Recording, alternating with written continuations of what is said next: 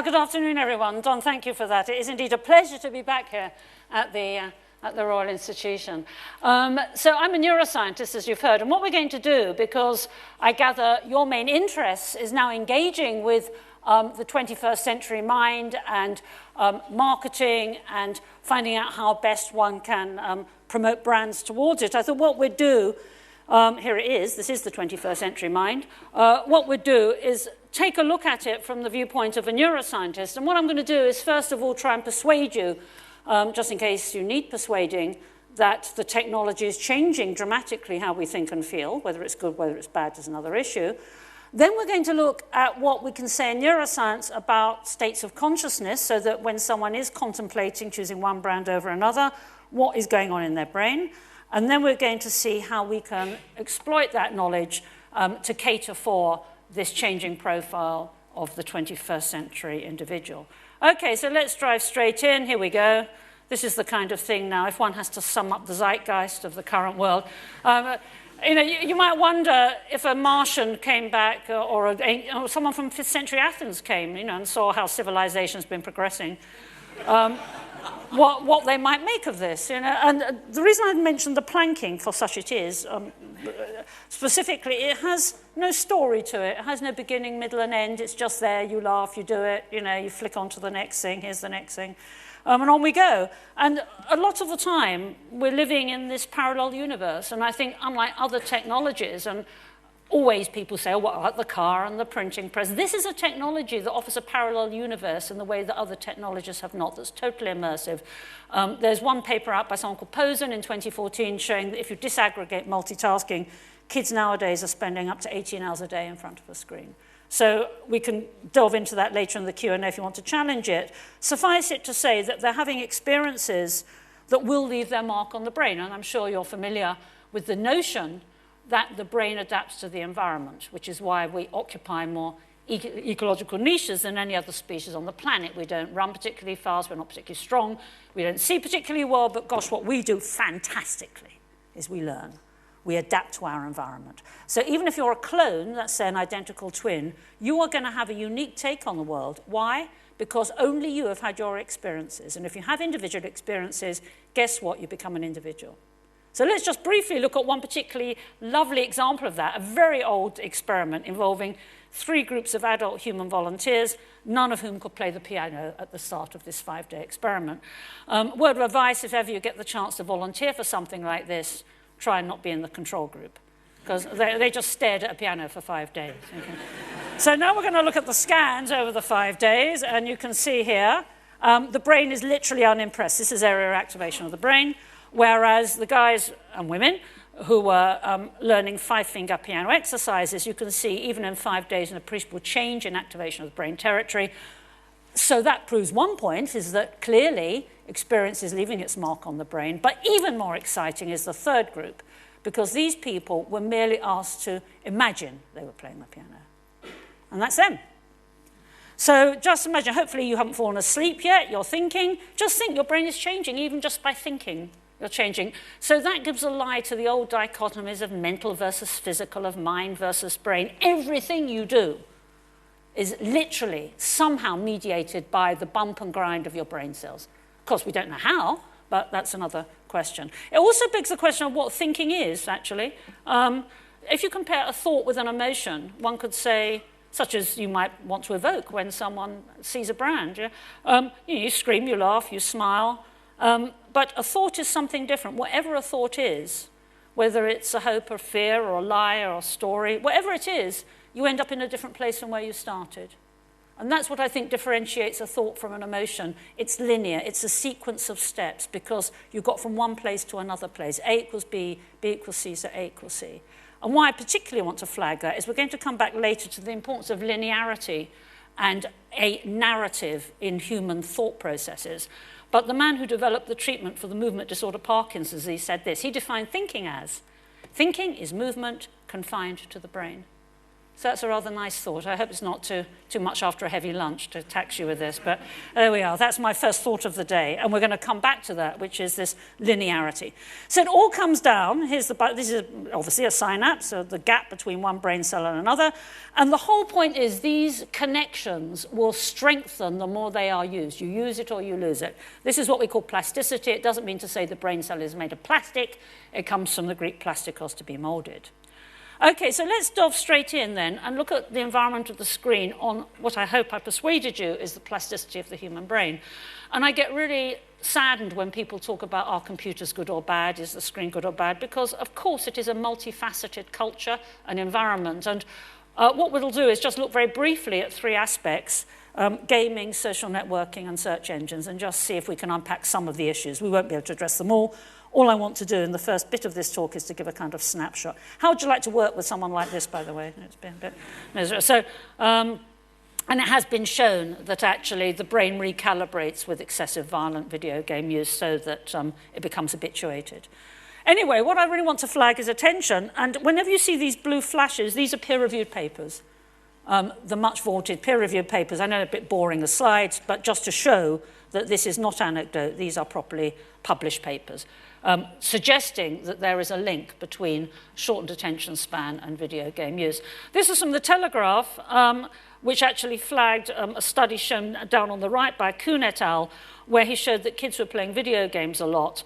The yellow blob at the center of the brain at the bottom is an area that is enlarged in compulsive video game use and also in addiction, showing a link between the two. And it's a very interesting area, in that it releases a chemical you'll all have heard of that mediates, a very hard-working chemical, that mediates arousal, addiction. All drugs of addiction release this chemical, irrespective of their initial target. And that's a reward, in case you wonder what a reward was. And this chemical, which mediates all these different types of things within pathways in the brain, is called dopamine, which I'm sure you've heard of. And we know that it's excessively released during addiction and in video games. So why is that interesting or important? Well, we know that dopamine, which is like a fountain in the brain, will actually inhibit an important frontal part of the brain. It's called the prefrontal cortex, for those of you who like names, but just think of front, as in frontal there. So it inhibits that. And why is that important? Well, there's other conditions where you can see certain commonalities when they too are under functioning, for example, in schizophrenia. And schizophrenia is very similar to childhood in this regard, in that in both cases, children and schizophrenics are easily distracted, both have short attention spans, neither can interpret proverbs. If you say to a schizophrenic, what does it mean people who live in glass houses mustn't throw stones? They say, oh, if you throw a stone and your house is made of glass, your house will break, which is true, but it's kind of missing the point. And in both cases, children have underfunctioning prefrontal cortex until their late teenage years, early 20s.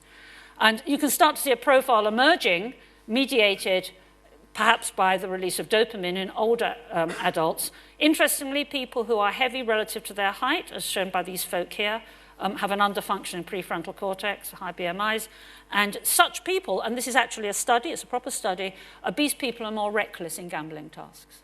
So let's put that together and try and think what the common feature might be with the underfunctioning prefrontal cortex. Well, anyone who eats as a consequence of eating, but the thrill of the taste trumps the consequences. Don't we all know that? Anyone who gambles knows the consequence of gambling, but the thrill of the roll, the roll of the dice, trumps the consequences. You're going to bankrupt yourself. How does that tie in with schizophrenia? Well, if you look at these series of paintings, everyone top left would recognize this as a cat. This is from a patient, series of very famous paintings by a patient. By the time you get to bottom right, no one would recognize that as a cat.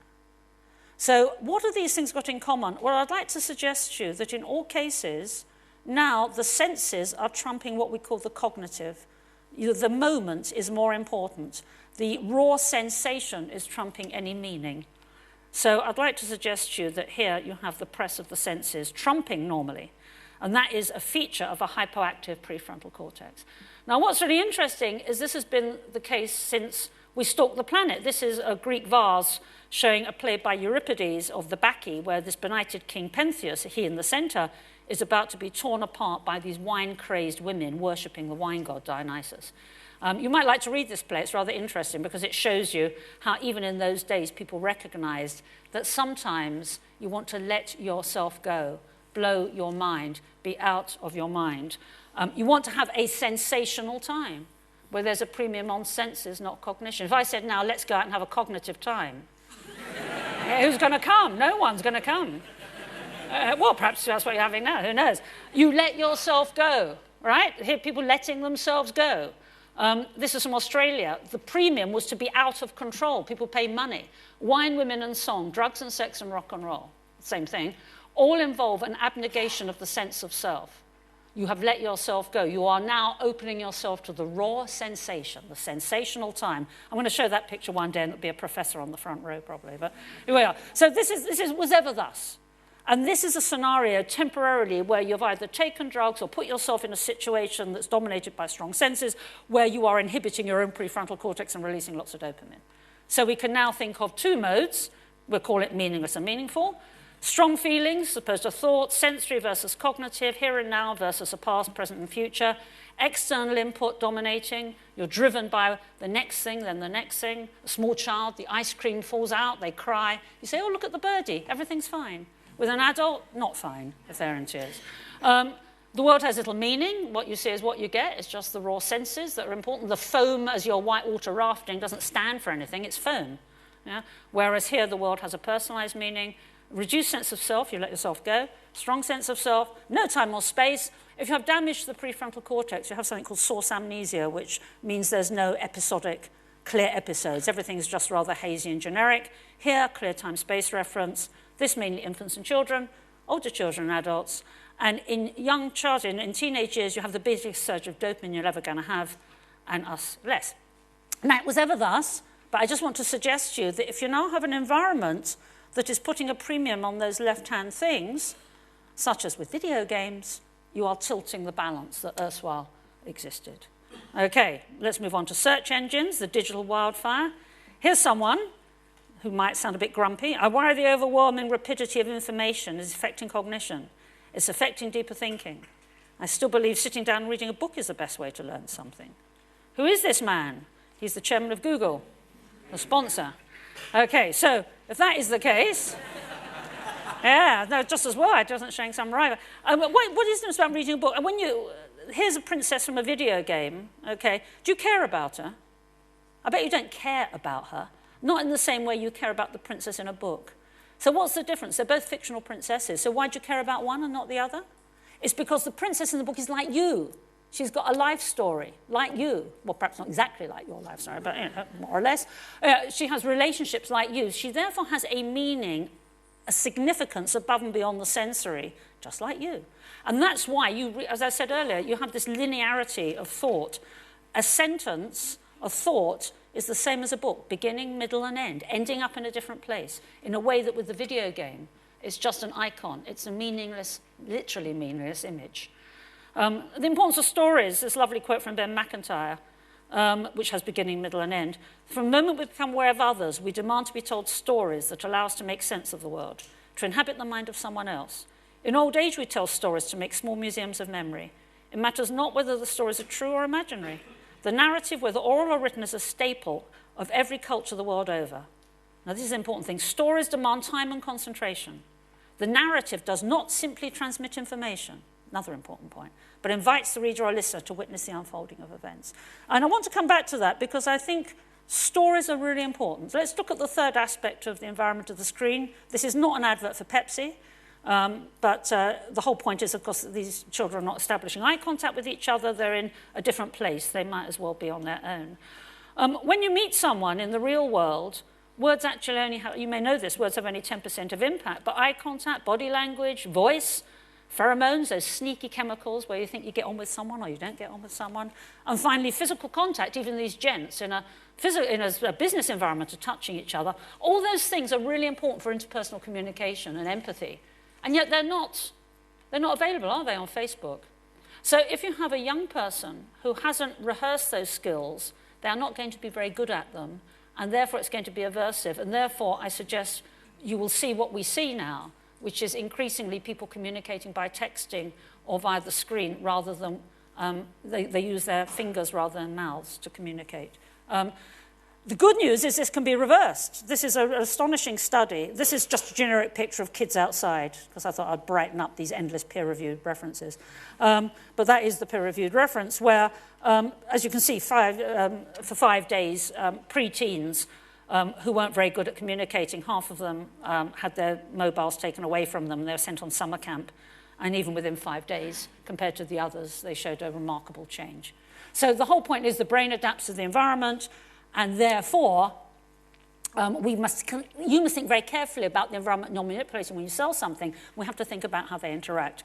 Not only that, when we think about identity, as shown by the history of blogging, you know what will come here. Yeah. 99, I have to tell someone about this thing my cat did today. 2004, oh my God, cat pictures. 2005, moving cat pictures. Then that pinnacle of civilization. And I would like to contradict Don for me and say, I hope you're not tweeting. I hope you're listening to me. Because if you're tweeting, I remember once going to a breakfast with Nick Clegg, and the woman was next to me, was so busy tweeting, she was having breakfast with Nick Clegg, she wasn't listening to what he was saying, which may or may not have been a good thing. Anyway, never. Anyway, so here we are, 2007, 1 p.m., cat just sneezed, 1:02, cat sneezed again, 1:04, cat hasn't sneezed recently, getting worried.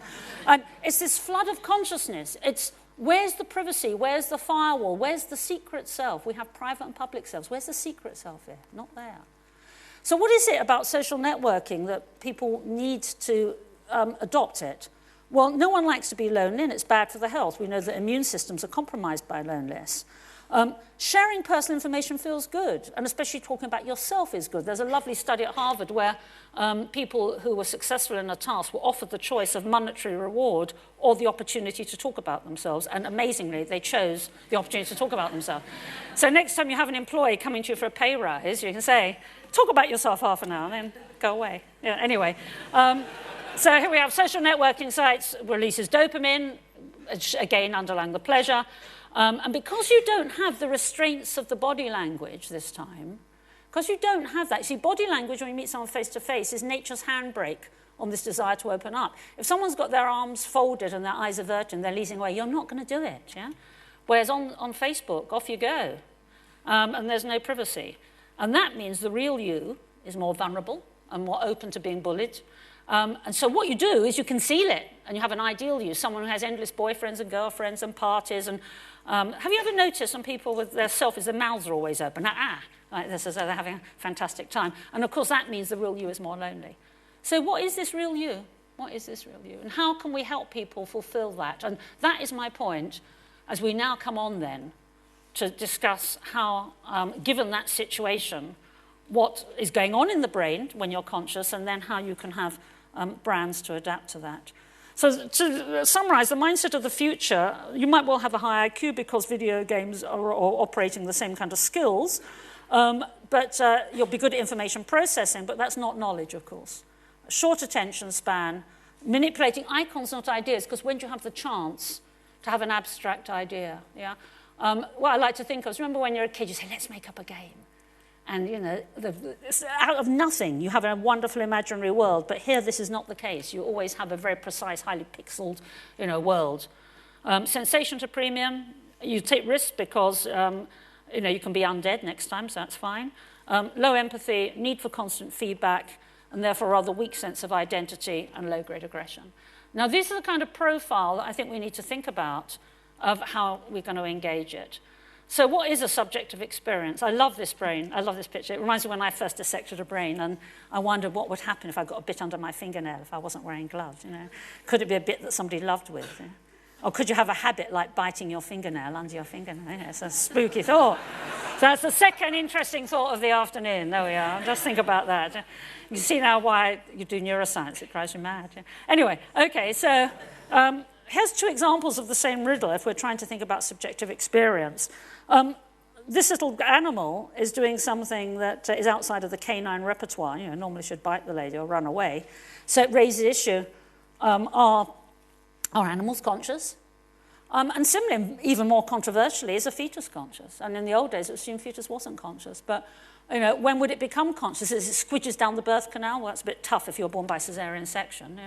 Or precisely at full term, or what about if you're premature? So there's nothing special about how you get your oxygen that will switch the lights on or off. So this is the riddle of consciousness that I think as neuroscientists we'd have to try and understand. And I think it can be answered by contemplating something very familiar, which is unconsciousness. Here is someone unconscious.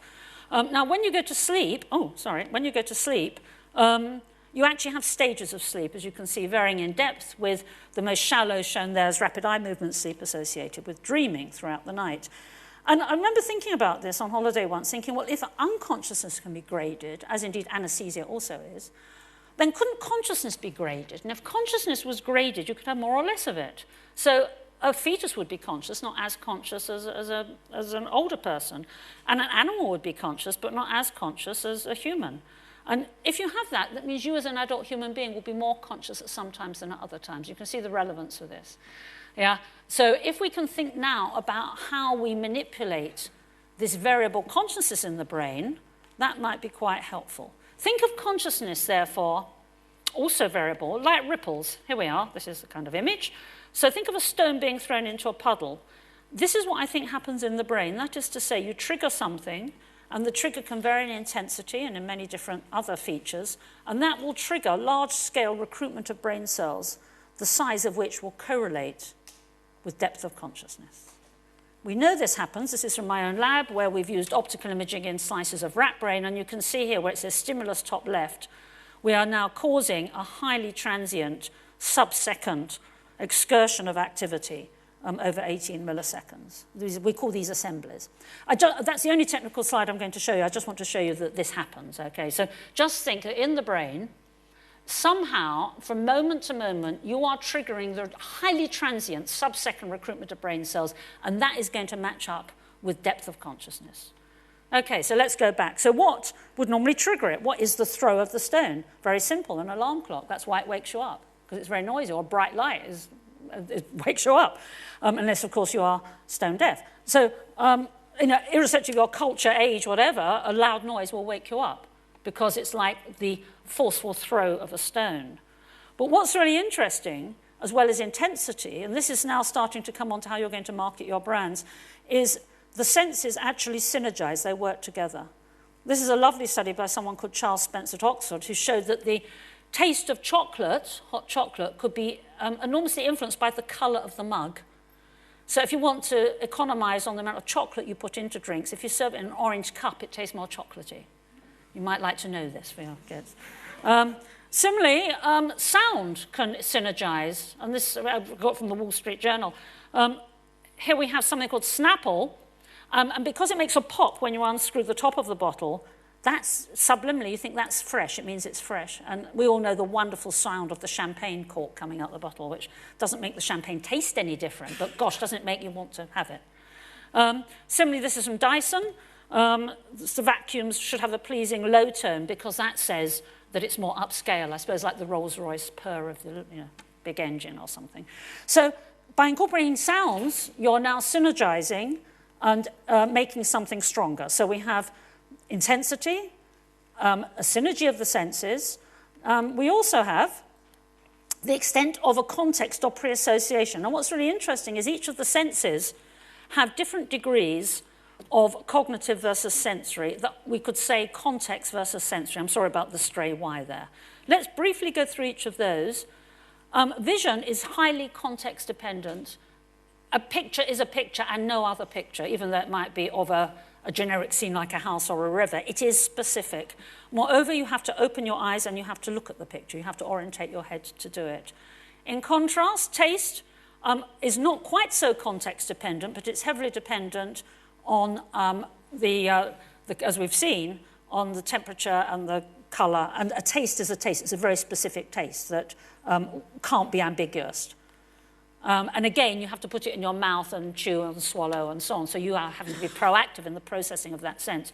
Touch, we're now getting more abstracted, but again, you still have to stretch your arm out and run your hands, it probably is your hands, across the nap of the velvet or whatever you're doing. So we're now getting more abstract, it's less context dependent, but you're still being proactive.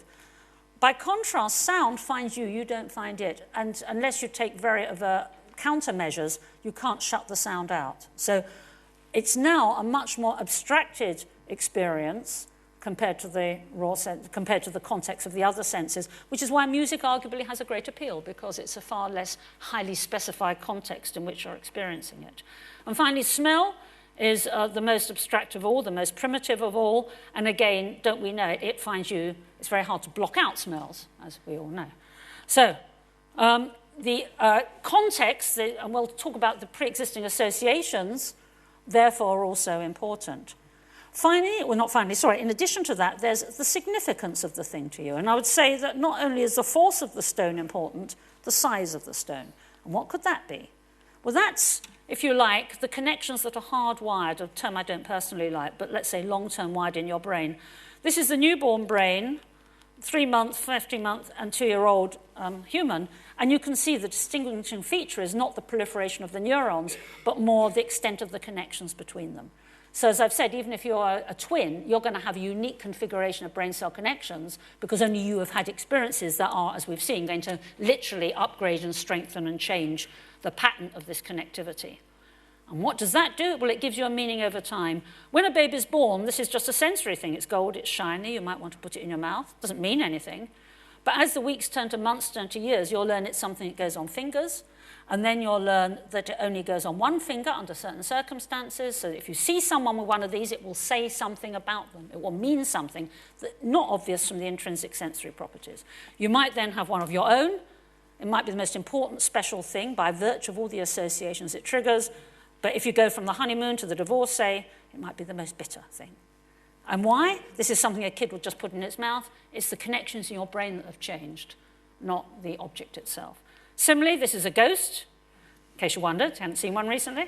Now, I imagine that if I came in dressed like this, you wouldn't be frightened, but a 2-year-old would be frightened, as would someone with dementia be frightened. And in dementia, what happens, and what I happen to work on, by the way, if you're interested, is that the connections are slowly dismantled. So someone with dementia recapitulates childhood, and the world means less and less. They are, like a small child, forced to take the world at sensory face value, rather than having a cognitive hinterland that frees them up from the press of the senses, where they have recourse to the checks and balances of what we would call the adult mind. So they would be frightened. You wouldn't be, of course, because you can see beyond the face value of this novel object and understand what it is. So here you are living your life, downtown Oxford, I think we like this. Everyone in this room has their own trajectory, their own life story, just like we all have, a beginning, a middle, and an end, hopefully in the distant future. And this is what your identity is. This is this much prized real you. This is your life story, a narrative that is you, and all due to the connections in your brain. Okay, so if that's the case, I'd like to suggest the biological basis of the mind is the personalization of your brain through these dynamic configurations and neuronal connections driven by your unique experiences. And it's this that is the size of the stone, if you like. So we've now got two things. We've got the force of the senses and how they work together, and we've got pre-existing associations and connections that are you to you. So here we are, that's significance. You also have arousal, how excited you are. And for example, this comes from, we saw earlier, put cells on red alert. And these are chemicals like dopamine, as we've just seen. Dopamine, we saw, inhibits the prefrontal cortex, shown here, which is 33% of the human brain, only 17% of chimp brain. But what it does, it doesn't have single functions. It's not a mini brain, but it's very cohesive. It connects up many, many areas of the brain, and it enables you to have, unlike small children, unlike other animals, it enables you to have a narrative. Remember I said of source amnesia, when it's damaged, you don't just have generic hazy memories. So it's your life story, lifetime of memories. So these are the features, I suggest to you, are important in influencing a moment of consciousness as your potential customer is contemplating your brand. We've seen how the brain is in terms of its changing profile. Let's put those two things together. Now, let's start with something that baffles me, which is the widespread popularity of tattoos. Perhaps you've got your own ideas as to why. I mean, why are they suddenly mainstream? The technology is hardly a new technology. Yeah? What's interesting, I found this on the web, and I think this is a clue. It's not just a tattoo. It's a story. It's a story. It's self-expression. Okay, so this is something that is permanent, bear in mind, unlike a lot of screen technologies. It's self-expression. And so surely that's an important thing. I'm sure many of you, because you're in advertising and marketing, have heard of Edward Bernays, who was the nephew of Freud, who in the 1920s got young women to smoke, not by promoting the experience of smoking, but by saying it was the torch of freedom. It would say something about you. If you were a young woman, it would make you'd be liberated.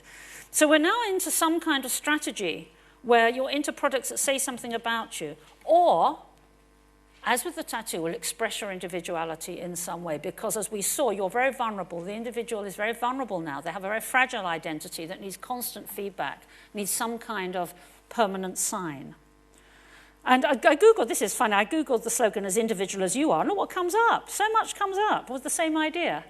The problem is that you then have an arms race, because you buy a dress like this and your neighbour buys one, and then, as they obviously have, and then you have to get another one. Yeah, so it's a whole range of products. There we are, little toy. How can we now appeal to the 21st century mindset if that's the situation? Well, here's my idea. And I'd like to do this with 2 case studies of 2 similar products. They're both face masks. I'm sorry, gentlemen, if you don't use them yourself, but they just struck me as very good to compare with, so bear with me. So the first is a product by Sanctuary, a self-heating product, and this is its pitch. Self-heating products that warm up on contact with damp skin are particularly common in deep cleansing masks because the warmth helps to open up pores, now also seen in cleansing products such as in the Sanctuary range. Okay, so this is the first product. Now let's think about that and go back to the 5 senses. I would suggest to you that there's no sound involved. Perhaps they could have incorporated sound. It doesn't say it does, but, you know, something interesting. There's no taste involved. I doubt very much if someone's going to put a self-heating product in their mouth. Sight, well, it wasn't particularly exciting to look at. It's just sort of a beigey looking thing. They didn't mention smell, but again, I think they could have incorporated all those things other than taste into the product. Their premium is just on touch, that it's self-heating. Okay, so not only that, though, they also claim it creates a relaxing sensation which leads to a more indulgent ritual. Now, rituals are very important, whether it's breakfast or whether it's beauty. We all like the idea of doing something that is repetitive and predictable and safe and familiar and secure, but nonetheless enforcing something. And so of these things that could be manipulated, I would suggest the only ones really available there are intensity, context, and narrative. Compare that with the hibiscus face mask. Okay, this offers an immersive treatment ritual where the consumers mix the powder themselves with water, honey, or yogurt to activate and apply to the face, creating a tactile experience. Moreover, when the mask is applied, it becomes a bright red colour, adding to the experience of using it and connecting the user even further to the ritual through the look of the mask itself. I don't know if you'd want to buy one, but anyway. Let's look now at that. No sound, again, that could have been done, but touch and sight very much. Smell, possibly, because you're adding eggs and honey. And taste, you might not actually put the mask in your mouth, but you might have a dip of the honey as you're doing it, or the yogurt. Okay, so this taste and smell, by adding it is also part of the ritual, and we've seen that by incorporating this variety of senses now, that actually will amplify the relation of sensation and cognition. Also, it's very important as well that you've had to add something. This is something that a lot of people are aware of with promoting an old cake mix a long time ago, which wasn't selling well until, even though it had powdered egg in it, they introduced the notion you had to go and buy an egg for yourself and add it, just add an egg. And it became very, very popular after that because the person was engaging and doing something and adding something, rather like if you're adding the honey and the yogurt, you're adding something. It's a sense of self, however sad. You're actually doing something proactive. So here, I would suggest everything is touched. Intensity, yes, because it's bright red. Greater consciousness, certainly a synergy because you're adding all these things, and therefore lots of context. Significance of honey and of yogurt. You might be excited by this and aroused because of the bright colours, and there's a narrative because you yourself are adding something. So I would say this would sell better than the other one. So that's just a suggestion.